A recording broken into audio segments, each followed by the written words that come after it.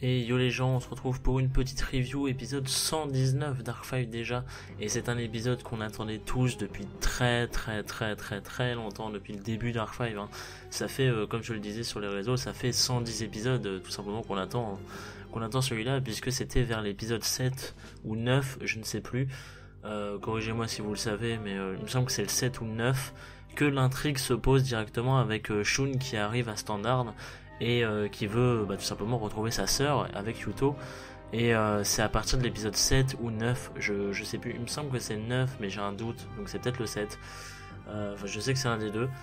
Et donc depuis ce fameux épisode, on attend de voir Luli, et on l'a vu à l'épisode 75, souvenez-vous, c'était la première fois qu'on la voyait, c'était la première review d'ailleurs de la chaîne. Et cette fois-ci on la voit enfin pleinement, j'ai envie de te dire, pendant tout l'épisode on ne voit qu'elle. Et on a attendu, mais ça valait le coup d'attendre parce que bordel. Et donc ce fameux épisode où on aura le Shun contre Luli, donc le combat des Kurosaki tout simplement, le duel. Et je vous l'avais dit dans la preview précédente de toute façon, donc voilà, vous savez à quoi vous en tenir. Donc ce qui se passe au début de l'épisode, Shun et Luli se retrouvent enfin. C'est important de le préciser, le enfin. Et en fait sur le coup Luli elle semble tout à fait normale, elle semble pas méchante comme Rin, elle semble toute calme en fait, elle a repris ses esprits tout ça, elle est limite une autre facette de personnalité, enfin elle est normale quoi tout simplement.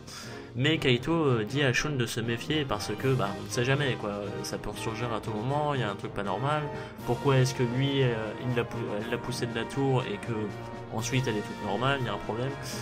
Donc sur le coup Shun en a un peu marre que Kaito offense on va dire sa sœur, et donc il lui dit de la fermer, il a toute confiance en elle et tout, il voit bien que c'est elle, que c'est la vraie, il n'y a pas de souci et tout, il a dû se passer quelque chose, mais en tout cas elle est normale. Donc voilà, mais le professeur depuis sa caméra, parce qu'en fait on voit il y a une espèce de pilier derrière eux, et dans le pilier il y a une caméra tout simplement, ce qui fait que le professeur et le docteur arrivent à voir malaction tout simplement, et donc le docteur arrive à activer son parasite, et sur le coup elle se met à attaquer Shun physiquement, mais genre elle lui saute dessus, c'est limite flippant. Mais bien évidemment grâce à ses réflexes, comme on l'a vu dans l'arc synchro, Shun arrive à facilement la stopper, et il la bloque totalement en fait, et en fait il se rend compte qu'il n'a pas d'autre choix que de l'affronter quoi, donc, parce qu'elle est redevenue méchante quoi. Et donc pendant ce temps là Kaito décide d'aller trouver celui qui la contrôle en fait. Donc Kaito va se joindre apparemment à Aster et Yugo, et peut-être aussi à Yusho et Alexia, d'ailleurs qu'on n'a pas de nouvelles d'eux, je viens d'y penser. Donc c'est ce qui fait qu'en gros ouais voilà, à peu près tous les Lancers vont se réunir, et même si Hugo et Aster font pas partie des Lancers, mais vous m'avez compris. Voilà. Donc Shun commence le duel en invoquant un Raid Raptor, c'est Vanishing Lanius je crois, et comme il l'a invoqué avec succès, il peut en invoquer un autre spécialement depuis sa main, puis il active l'effet d'un autre monstre depuis sa main qui n'est pas un Vanishing Lanius, mais en fait il peut être traité comme un des monstres qu'il vient d'invoquer, et donc il peut l'invoquer spécialement à son tour grâce à son effet. Et donc il superpose les trois pour invoquer le Rise Falcon, il pose une carte face cachée et il termine son tour. Voilà, un tour plutôt basique de la part de Shun techniquement. Et donc c'est au tour de Luli qui fait un tour absolument de malade, vous allez voir ça, on a halluciné durant le live. En fait elle invoque une... alors comment on peut dire ça, il n'y a aucune traduction littérale pour ce truc.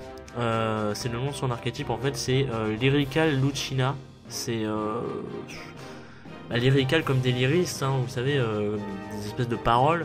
Et Lucina, c'est con parce que peut-être que vous le savez, mais j'ai aucune idée d'où ça peut venir. Donc voilà, si jamais vous avez une idée, n'hésitez pas à me le dire aussi, parce qu'en fait il y a tout, je m'arrête 2 minutes, il y a toute une espèce de, c'est même plus une théorie là, c'est confirmé, qu'en fait toutes les Bracelet Girls ont quelque chose à voir avec le monde en gros du rythme, de la musique, etc. Dans le sens où Yuzu elle utilise des divas qui chantent, comment elle s'appelle, Serena elle utilise des danseuses, Rin elle utilise des cloches. Les cloches ça peut être de la mélodie et tout quoi, on sait pas. Et Luli utilise des oiseaux donc qui apparemment savent chanter, je ne sais pas, mais En tout cas, il y a l'Lyrical dedans, donc voilà. Enfin, vous voyez, en fait, toutes les 4 filles sont un peu reliées par ça. C'est ce que de plus en plus de gens se disent, et voilà, c'est juste un petit clin d'œil, mais ça me paraissait important de le dire. Voilà, je voulais le dire. Donc, c'est le nom de son archétype, les Lyrical Lucina. Et donc en fait, elle invoque un monstre tout simplement. Ensuite, elle active l'effet d'un monstre depuis sa main en fait qui peut s'invoquer spécialement, puisque celui qui est sur le terrain n'est pas le même. Et en plus, elle peut invoquer un monstre de niveau 1, un autre monstre. Donc je sais pas si vous voyez en fait.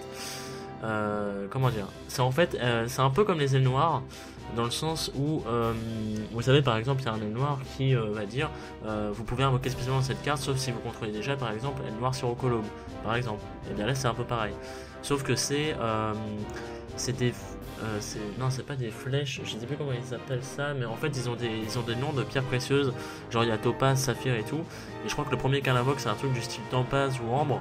Et celui qu'elle active c'est Saphir. Et en fait elle peut ramener un autre de... Enfin c'est compliqué mais en gros elle se retrouve avec 3 monstres grâce à son effet. Puis vu que l'un de ces monstres a été invoqué avec succès, elle peut en placer un 3ème dans sa main et l'invoquer directement ainsi qu'un autre depuis son deck. Donc en gros elle se retrouve directement avec 5 monstres dès le premier tour.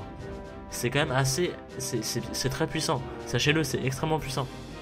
Hors Pornolum, on est bien d'accord. Et donc évidemment vous en doutez, elle les superpose parce qu'ils ont tous de même level. Elle invoque donc un Xyz Lyrical Lucina de rang 1. Et donc en fait ce dernier est extrêmement craqué. Enfin extrêmement, on va dire ça, dans le sens où en fait ce dernier gagne 500 points d'attaque pour chaque matériel. Donc il en a 5. Donc elle va directement à 2500, non même plus je crois, parce que je crois qu'il a déjà des points là, je sais plus. Et non oui voilà, 2500, oui, non, il a 0, excusez-moi. Et donc il peut attaquer directement pour chacun de ces matériels, il peut attaquer directement. Donc ce qui fait que, évidemment, voilà, va y avoir une attaque directe. Mais Shun en fait reconnaît il reconnaît bien que c'est le deck de sa sœur, que c'est apparemment une stratégie qu'elle applique plutôt souvent et tout. Et donc voilà, donc Luli l'attaque directement 5 fois d'affilée et les points de vie de Shun passent donc directement à 1500 et elle finit son tour comme ça, voilà. Et donc c'est le tour de Shun, et en fait quand il commence à piocher et tout, quand il pioche on a un plan sur Luli et un zoom en fait dans son esprit. Et où se trouve en fait la vraie Luli, en gros, c'est-à-dire celle qui la vraie conscience de Luli, dans le sens où la Luli toute gentille et tout, et elle se trouve dans son esprit. Je sais pas si vous voyez ce que je veux dire, mais en gros, si vous rappelez-vous de Jaden dans la saison 3 de GX, quand il est en AO, en ultime souverain, pour ceux qui ont vu la VF, et bien quand il est en AO, et bien des fois on a des plans sur Jaden qui est à l'intérieur et qui est entouré de miroirs et tout. Bon là il n'y a pas les miroirs, mais et qui est tout dépressif et tout, et c'est exactement pareil avec Luli là. C'est exactement pareil, sauf qu'elle est en position PLS un petit peu et il n'y a pas de miroir, mais sinon c'est un peu pareil. Voilà, elle est à moitié en mode déprimé, toute triste et tout, et comme si elle pouvait rien faire. Donc voilà, et quand j'ai vu ça, j'ai directement pensé à GX, je me suis dit non, faites pas ça, c'est trop stylé. Et voilà. Donc en gros, la vraie Luli se trouve encore, elle est toujours présente quoi, mais il faut la réveiller. C'est un petit peu comme AO avec Jaden. Voilà, enfin Jaden avec AO plutôt, pardon. Donc Shun active une magie de rank up pour invoquer le Blaze Falcon, et il active son effet pour détruire tous les monstres invoqués spécialement par l'adversaire et infliger 500 points de vie pour chacun d'entre eux. Mais Luli le contre en fait en activant l'effet de son X6 qui peut annuler la destruction une fois par tour, que ce soit au combat, par un effet. Il y a aussi un autre facteur, mais je ne sais plus. Donc oui, il peut annuler la destruction une fois par tour au prix d'un matériel, ce qui lui fait donc perdre une attaque et 100 points d'attaque, pardon. Et sur le coup, Shun attaque alors Luli directement grâce à l'effet du Blaze Falcon, mais Luli se débarrasse d'un autre matériel pour réduire les dommages à 0, donc ce qui baisse encore ses points d'attaque. Et donc c'est au tour de Luli qui donc pioche le parasite fusionneur, le fameux, comme Rin, et elle décide d'attaquer en fait directement Shun, bah oui, elle l'attaque directement, ce qui en fait réveille un peu la vraie Luli qui, au fond d'elle, qui, enfin au fond de son esprit, qui en fait qui voit ce qui se passe et qui forcément bah, prend un peu peur pour son frère parce qu'elle se dit que son frère va perdre et il faut qu'elle empêche ça, quoi, tout simplement. Donc voilà, c'est tout. Et donc à la fin de sa battle phase, enfin avant la fin de sa battle phase, Luli active une magie rapide en fait qui lui permet d'invoquer spécialement un monstre de niveau 1 depuis sa main. Elle invoque bien évidemment le parasite fusionneur, ce qui étonne Shun vu que bah il connaît bien son deck, quoi, c'est sa sœur et tout, et bah il connaît pas, enfin il n'avait aucune connaissance de ce monstre, donc il se dit il y a un truc pas normal. Et donc bien évidemment elle le fusionne directement parce que je vous le rappelle, le parasite fusionneur peut se fusionner directement quand il est invoqué et sans carte de polymérisation, ce qui est quand même assez pété. Et donc elle les fusionne directement pour invoquer un Lyrical Lucina à fusion, que j'ai pas renommé le nom parce qu'en fait les noms sont longs et je trouve compliqués à épeler, enfin à dire, donc je les ai pas notés, je suis désolé. Donc le parasite s'équipe donc évidemment comme avec Rin, et la fusion gagne un niveau et 500 points d'attaque en fait pour chaque matériel que possédait l'Xyz, et donc passe donc à 3000 d'attaque et au niveau 4 parce qu'elle était niveau 2 je crois, ou non niveau 1 pardon. Et donc Luli attaque, mais Shun active alors un piège qui en fait en renvoyant un matériel Xyz qui contrôle dans sa main, et ben il peut annuler l'attaque. C'est plutôt stylé comme carte, je sais pas, j'ai envie de le dire. Je trouve que c'est une carte plutôt sympa, contrairement aux 10 000 cartes pièges ultra pétées qu'on a pour les Xyz, celle-là est plutôt sympa. Bref, et donc Luli peut cependant infliger 500 points de vie aussi à Shun pour chaque niveau de son monstre, et si jamais il fait ça, bah, Shun a perdu en fait. Donc il n'a pas d'autre choix, il active une action card pour réduire les dommages à 0, voilà. Donc il a eu de la chance sur ce coup. Luli finit alors son tour en activant une carte magique en fait qui annule désormais l'effet du Blaze Falcon, pour l'empêcher ainsi de détruire son monstre au prochain tour. Donc c'est assez stratégique, c'est bien pensé de sa part je trouve. Et voilà. C'est au tour de Shun donc qui demande à Luli de se souvenir en fait de la fois, enfin il pioche, je préfère le préciser, et il demande à Luli de se souvenir en fait de la fois où elle a perdu contre Sayaka dans un tournoi. En fait on a un flashback comme quoi Sayaka a battu Luli dans un tournoi. Et ça, il faut que je m'arrête 2 minutes parce que Sayaka, c'est la dueliste la plus nulle d'Arc 5. Faut se le dire. Voilà. Et comment est-ce que Luli, qui du premier tour nous sort 5 monstres et une putain d'Xyz, peut perdre, alors qu'elle avait le même deck, hein, peut perdre face à Sayaka? C'est pas possible, c'est physiquement pas possible, astronomiquement, tout ce que tu veux, c'est pas possible. Là il y a un problème. Pourquoi est-ce que vous l'avez fait perdre contre Sayaka? Vous voulez être décriminalisé ou comment ça se passe? Je ne sais pas. Voilà. Quand j'ai vu ça, je me suis dit non mais c'est pas possible, c'est juste pas possible. Qui peut perdre contre Sayaka et en plus Luli? Non, juste non. Voilà. Bref. Et donc Sayaka en fait quand elle a battu tout simplement Luli, elle avait décidé de lui donner sa carte Petite Fée en guise d'amitié précieuse en fait tout simplement. Vous savez la fameuse carte qu'elle a donnée à Kaito avant de partir à Academia. Et donc en fait Shun sur le coup il était intervenu et il lui avait alors interdit de l'accepter, car il trouve que c'est une preuve un peu de faiblesse que d'accepter une carte d'un autre et tout, parce qu'on perd et tout, et de ne pas compter sur son jeu. Enfin c'est un peu ce que j'ai compris comme ça, c'était un peu bizarrement expliqué dans le script, mais j'ai traduit ça comme ça. Mais en fait maintenant il a compris ce geste en fait quelques années plus tard, hein. Il a compris ce geste et il dit que après qu'il ait perdu Luli, il est devenu de plus en plus en colère, mais les Lancers ont réussi à le faire changer, à le faire un peu s'apaiser techniquement. Et donc sur le coup, il invoque donc la Petite Fée de Sayaka qu'il vient de piocher, c'est ça la fameuse carte qu'il vient de piocher. Et comment est-ce qu'il l'a eu, vous me direz? Et bien en fait c'est Kaito qui lui a offert juste avant le début du duel, tout simplement. Juste avant de se barrer, et ben il lui a donné la Petite Fée au cas où, comme ça. En fait il a regardé son deck, il s'est dit mais c'est de la merde ça, prends-la. Et voilà. Donc il active alors l'effet de la Petite Fée de Sayaka.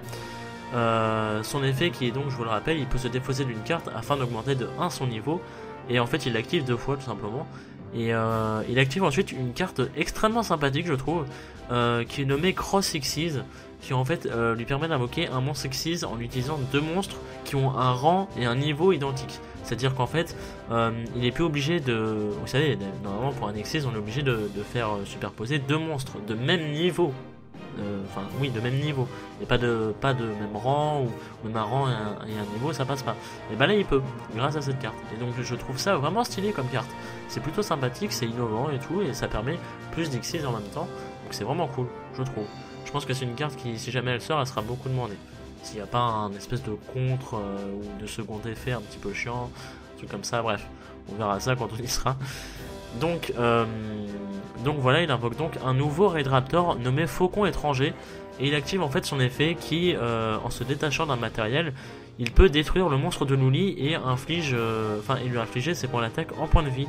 Donc sur le coup, Luli décide alors d'activer l'effet du parasite afin d'annuler tout simplement la destruction, mais la vraie Luli, entre guillemets, celle qui était encore dans sa conscience, quoi, présente dans son esprit, la bloque ou la retient comme vous voulez, vous verrez au vu du screen, mais en gros elle la bloque, c'est-à-dire que elle allait activer en fait l'effet du parasite avec son bras, mais la conscience de la vraie Luli la bloque en fait, elle bloque sa main, et donc du coup elle n'arrive pas à le faire, et ce qui fait que son monstre se fait détruire, elle perd des points de vie, je sais plus combien, c'est pas très important, et en fait elle refait surface du coup, la vraie Luli, et elle demande à son frère de vite finir le duel, de l'attaquer et tout, de se dépêcher. Et donc Shun attaque directement avec son faucon étranger, ce qui lui fait gagner le duel. Donc Luli a perdu. Voilà. Et donc ce qui se passe, c'est que très bizarrement, le docteur semble très content malgré la défaite. Et il décide d'aller travailler en fait, dans le sens où, ça fait un peu bizarre dit comme ça, mais dans le sens où il décide de retourner dans son espèce de laboratoire, parce qu'il dit yes, cool, on a des nouvelles données et tout, je vais pouvoir faire plus de choses et tout. Enfin, il était content en fait, malgré la défaite, il semblait vraiment très content, plus qu'avec Rin par exemple. Donc voilà, c'est assez... C'est étonnant parce qu'on se dit qu'est-ce qu'il nous réserve pour la suite, c'est assez bizarre et tout, ça se trouve il a été voir Yuzu, et ça on ne le sait pas, parce que c'est le seul point qu'on a. Voilà. Ensuite, on retourne du côté de la jungle, enfin.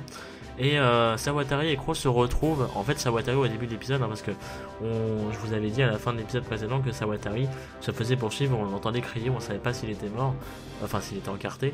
Et ce n'est pas le cas, En fait, il s'est fait poursuivre par la bête. Oui, par la bête, parce que vous allez comprendre dans 2 minutes pourquoi on l'appelle comme ça. Et donc en fait, à un moment, il a réussi à lui échapper, tout simplement. Une situation trop conne, genre il a sauté d'un espèce de ravin, et voilà. Sauf qu'il est pas mort, hein. Il a atterri juste après en dessous, mais voilà. Voilà, donc il a réussi à lui échapper, donc il retrouve Crow. Ils se font aborder par 2 membres d'Academia, donc le duel s'apprête à commencer entre Sawatari, Crow et les 2 membres d'Academia, quand cette fameuse bête, donc enfin, on entend en fait pénalité d'intrusion 2000 points et tout, et en fait on voit personne. Donc sur le coup on se demande qui c'est, et c'est ce que Crow et Sawatari se disent, ils se demandent qui c'est, il y a personne et tout, pourquoi ils disent que le duel il dit ça et tout, il y a personne qui a rejoint, montrez-vous, etc. et tout. Et donc en fait tout simplement ils ne le voient pas, mais en fait il est planqué dans les buissons encore une fois.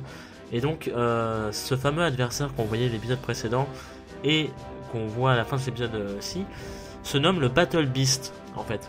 C'est comme ça qu'il s'appelle, le mec s'appelle Battle Beast. Alors voilà, tout simplement. Donc je vais vous en parler maintenant parce que là c'est la fin de l'épisode. Donc la preview nous montre que Sanders, le colonel Sanders, connaît apparemment le Battle Beast. C'est son espèce d'arme secrète, c'est son espèce d'atout majeur, on va appeler ça comme ça. Il semble le connaître et comment dire, vouloir s'en servir à moitié. C'est pour ça que je dis ça. Mais en même temps il a pas l'air d'être pour en fait, c'est pour ça que je trouve ça un peu bizarre, mais on saura ça donc la semaine prochaine. L'animation sera pétée la semaine prochaine parce que c'est animé par je vais pas dire de conneries parce que je me trompe souvent dans son nom. Alors, je crois que c'est Gilles Bono ou Gilles Nobo, je sais plus, je crois que c'est Gilles Bono qui s'appelle l'animateur. Et c'est magnifique ce qu'il fait. Donc l'épisode de la semaine prochaine aura une animation super stylée et des dessins surtout super stylés. Voilà, et apparemment Crow va affronter le Battle Beast seul, en faisant exprès en fait d'attaquer Sawatari pour endommager son disque de duel et ainsi l'écarter en gros du danger. Enfin, moi c'est ce que j'en ai déduit parce qu'en fait on voit un moment, on voit Raikiri qui frappe Sawatari, mais il le frappe pas une attaque directe, il le frappe sur son disque de duel et en fait ça brise à moitié le disque de duel de Sawatari. Enfin, on le voit qu'il se fissure et tout, donc il est cassé. Et à mon avis, je pense que c'est une stratégie de Crow pour éloigner Sawatari en fait, pour le laisser safe, pendant que lui va s'occuper d'affronter le Battle Beast. J'adore Crow. J'adore Crow, si jamais il fait ça, ça va être... ce personnage est génial. Et donc et donc en fait c'est Sanders dans la preview qui nous dit qu'il connaît le Battle Beast en fait. Il l'appelle le Battle Beast ou Bibi, voilà, parce que Battle Beast bébé, voilà. Et donc bah tout simplement la bête de combat quoi. Et c'est confirmé, hein, c'est confirmé que la Battle Beast, enfin le Battle Beast utilise des bêtes gladiateurs, voilà. Donc pour tous ceux qui étaient hypés pour les bêtes gladiateurs, et ben soyez ravis, après 10 ans c'est enfin confirmé, c'est bien ça. Et donc voilà, donc l'épisode de la semaine prochaine sera consacré aux bêtes gladiateurs. C'est incroyable de se dire ça, mais c'est le cas. Et donc voilà, donc en attendant merci à vous d'avoir regardé les amis. Et puis bah je vous dis rendez-vous la semaine prochaine et puis bah voilà, des bisous.